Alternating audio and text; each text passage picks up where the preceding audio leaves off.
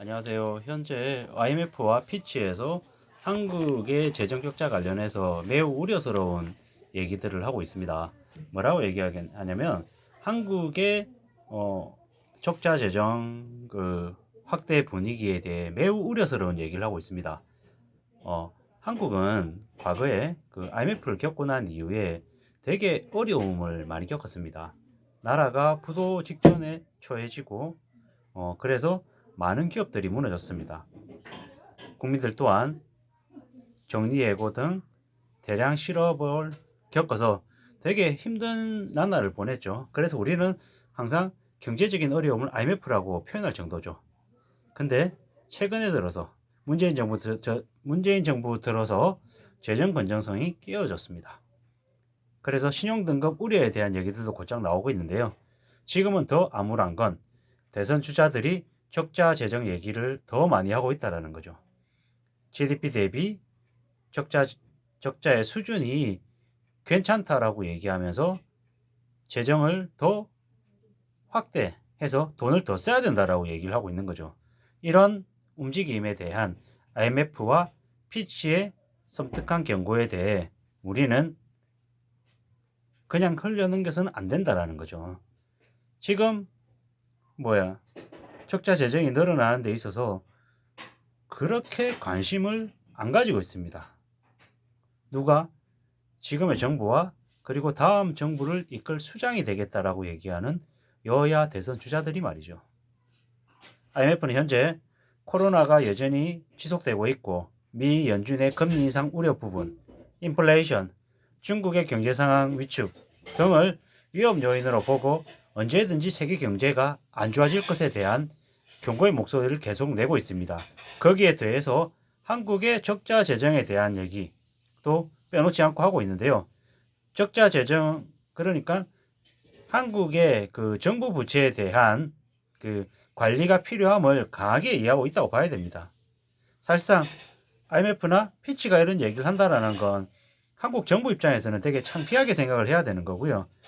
한국 정부는 지금 정권 말기이긴 하지만 어떻게든 재정 관련한 적자폭을 줄이는 쪽으로 정부 부채가 이미 1,000조가 넘는 상황까지 이르는 것에 대해서 매우 창피해하고 매우 위협적으로 생각을 해야 된다는 거죠. 또한 차기 정부 또한 정권을 유치하기 위한, 정권을 가지기 위한 그런 목적으로 지금 현재 최대 100조 원 규모의 추가 경정 예산 요구를 지금 하고 있는 중이라고 하는데 이 부분 또한 되게 우려스러운 상황이라고 말하지 않을 수 없습니다. 지금 한국은 국가 신용 등급이 언제든지 떨어져도 놀랍지 않은 상황인 거죠. 근데 신용 등급이 떨어지면 어떻게 됩니까? 대한민국의 기업들이 해외에서 자금을 조달해 오는데 비용이 늘어나는 거죠. 자금 조달 금리가 오른다라는 거죠. 그러면 그 부담은 누가 고스란히 하게 돼 있습니까? 국민들이 다 뒤집어 쓰게 돼 있습니다. 지금 당장은 적자 재정 편성해서 돈을 더 풀면 국민들 입장에서는 좋다라고 생각할 수 있죠. 근데 이건 결국엔 빚이라는 거죠. 나중에 갚아야 할 빚이라는 거죠. 나중에 더 힘들어질 수 있다라는 걸 잊어서는 안 된다라는 얘기를 하고 싶습니다. 지금 현재 한국은 국가 신용 등급이 AA-입니다. 지금 현재 영국, 벨기에, 체코, 홍콩, 아랍에미리트 등의 나라와 같이 속해 있는 AA 등급인데요. 등급으로 보면은 최고 등급 AA, 그 다음에 AA 플러스, 그 다음에 AA, 그 밑이 AA 마이너스 등급이죠. 최고 AA를 1등급이라고 하고, 그 다음 AA 플러스를 2등급, AAA입니다. 제가 말씀 잘못 드렸는데, AAA 1등급, AA 플러스 2등급, AA 3등급, AA 마이너스가 4등급이라고 봐야 되는 거죠. 지금 현재 4등급인 AA 마이너스 등급에 지금 처해 있는데 이게 내려갈까에 대한 두려움, 걱정을 분명히 가져야 된다는 거죠. 최근에 한국이 재정 지출을 적극적으로 늘리고 적자 재정을 괜찮다라고 얘기하는 기조, 분위기에 대해서 매우 우려하고 있는 상황입니다. 채무 비율 상승폭이 한국이 주요 선진국들 중에서 최고 수준입니다.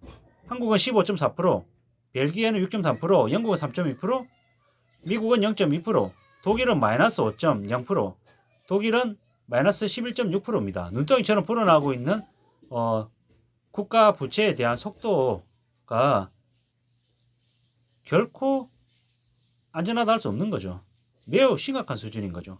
2026년 GDP 대비 국가 채무 비율이 66.7%가 될 걸로 현재 전망하고 있습니다. 선진국들 중에서 빈번한 속도가 가장 빠른 거죠. 지난 1월 24일 날 14조 원의 추경안을 제출했습니다. 여야가 지금 현재 논의하고 있는 추경 규모는 35조입니다.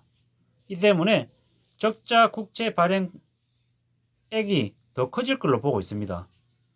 국회에서 607조라는 사상 최대 본 예산을 통과시킨 지 얼마 되지 않았습니다. 그런데 2달 만에 추경을 또 밀어붙이고 있는 거죠. 어떻게 되려고 이러는 걸까요? 국고채 3년물 금리가 2.2%에 도달했답니다. 2020년 2월 24일 이후 1% 넘게 뛰어오른 수치인데요. 이게 시사하는 바가 뭘까요? 어떤 의미일까요? 지금의 한국 경제 상황이 매우 우려스러움을 나타내주는 지표 수치라고 봐도 무방하지 않겠냐라는 거죠. 가계부채는 1850조, 곧 1900조가 된다고 하고 2000조 넘어가는 거 금방이고 기업 부채도 1000조가 넘고 정부 부채도 1000조가 넘는 상황인데 지금 이 상황에서 대선 후보들이 괜찮다라고 얘기하는 건 더 두렵고 더 우려스러운 상황이라는 거죠. 지금 이 상황이 몇 년이 더 지나면 어떻게 될까요? 정부 부채가 1500조 되고 2000조 되는 거는 금방 아닐까요? 그렇게 되면 국민들이 다 뒤집어 쓰는 거죠.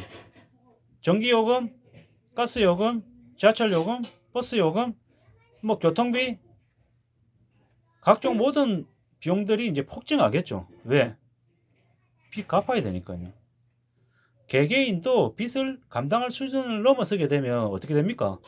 긴축해야 되잖아요. 먹는 거 외식 같은 거 줄여야 되고 뭐 5만원짜리 신발 사던 거 만원짜리로 줄여야 되고 밥 먹는 거 점심 밥값 밖에 나가서 밥 사 먹었다고 하면 8,000원 만원 주고 사 먹었다고 하면 한 달에 뭐 식비로 20만원 30만원 썼다고 하면 그거 줄이고 도시락 싸고 다녀야 되는 거고 밥 3끼 먹던 거 좀 극단적으로 2끼로 줄여야 될지도 모르는 거고 애들 학원 다니는 거 학원 3개 보냈으면 2개 줄이고 1개만 보내야 되고 아니면 나중에는 학원 다 끊어야 되는 상황이 오는 거고 차 끌고 다녔다면 차 없애야 되고 대중교통 이용해야 되고 뭐 KTX 타는 거 KTX 안 타고 뭐 그냥 일반 뭐 무궁화호 타고 고속버스도 우등 말고 일반 타고 이런 식으로 삶의 수준을 낮춰야 된다라는 거죠.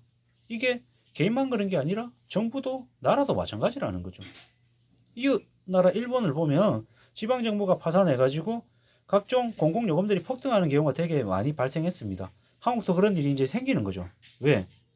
빚 때문인 거죠. 빚이 없으면 수입 대비 지출이 수입 이내에서만 되면 괜찮을 수 있다라는 거죠. 1997년 IMF 터지고 난 이후에 그래도 한국 정부가 여기까지 올 수 있었던 건 그동안에 되게 깐깐하게 외환 보유고를 유지하고 재정 건전성을 최대한 확보했다라는 거죠. 근데 그게 언제 망가졌다? 문재인 정부 시절부터 해서 지금 대거 뭐 여러 가지 뭐 정책 지원 뭐 재정을 통해서 이렇게 일으킨다라고 많이 하지만 사실상 너무 많이 퍼주는 거죠. 너무 과하다라는 거죠. 물론 요소요소에 꼭 필요한 사람들에게 지원이 들어가야 되고 동기부여를 하기 위해서 일정 부분에 뭐 서포팅이 돼야 된다는 건 당연한 얘기죠. 지금 현재 뭐 자영업자들한테나 아니면 되게 힘들어하는 저소득층들을 위한 그들이 생존을 오가고 있는 상황에서 그들에게 지원해야 되는 부분은 당연한 얘기라는 거죠. 근데 그 못지않게 어물쩡 이렇게 끼워 넣기 위해서 각 지역에 선심성 재정은 없냐라는 거죠. 그리고 대기업 위주의 그러니까 기득권들에게 퍼주는 형태의 그런 안 써도 될 돈들을 막 쓰고 있는 부분이 없냐라는 거죠. 정말로 그게 자기 돈이라고 생각하면 저렇게 빚져가면서 막 쓰냐라는 거죠. 그저 권력을 가지고 있고 힘이 있다라고 해서 선심 쓰듯이 돈 다 써버리면 나중에 그건 누가 다 집어 쓰냐라는 거죠. 지금 뭐 국민연금조차도 지금의 뭐 20대들은 나중에 연금을 수령할 나이가 되면 돈이 다 바닥이 나서 못 받는다는 얘기를 하고 있고, 뭐 그래서 어떻게든 국민연금 지금 뭐야 9%인데 9%를 15%, 17%, 20%, 25%까지 올려야 될지도 모른다고 얘기할 정도로 매우 좋지 않은 상황인데, 국민연금이 그러하고 군인연금하고 공무원연금은 어떻습니까? 이미 세금으로 넣고 있는 거 아닌가요? 뭐 물론 제가 뭐 자세하게는 모르겠는데 파악을 못했기 때문에 아직 뭐 사학연금이나 공무원연금이나 군인연금이나 관련해서도 지금 마이너스 나고 있는 부분이 적지 않은 걸로 알고 있습니다. 뭐 지금 당장은 뭐 연금 부분만 말씀을 드린 건데요. 다른 부분들도 아마 거론하기 시작하면 엄청나게 많은 걸로 알고 있습니다. 사상 최대 규모인 607조의 그 본 예산을 가지고 어떻게든 더 알뜰하게 쓰고 악착같이 해서 규모를 줄여야 되지 않냐라는 거죠. 607조가 아니라 500조를 쓰고 400조를 쓰고 나머지 100조, 200조는 아껴가지고 마이너스 나 있는 거 갚아야 되는 상황 아니냐라는 거죠. 지금 매우 엄중하고 매우 심각한 경제 상황인 걸로 보여지는데 정부는 그 우려스러움과 경각심을 더 안 가지고 있는 것 같아요. 그죠? 정권 창출하고 권력을 더 잡기 위해서 국가 부채를, 정부 부채를 더 늘려가고 있는 그런 모습인 것 같아서 더 염려스러운 거죠. 이게 정상인가? 과연 제정신인가? 라는 생각이 드는 거죠. 당장 이렇게 돈 주면 좋아하겠죠. 적자자연 편성해가지고 저러는 게 매표행위가 아닌가라는 말까지 할 정도인 거죠. 정말 심각하고 진지하게 생각을 해야 된다라는 거죠. 지금 한국 경제 상황이 절대 녹록치 않다라는 말씀을 꼭 좀 드리고 싶고, 개개인들은 저렇게 정치인들이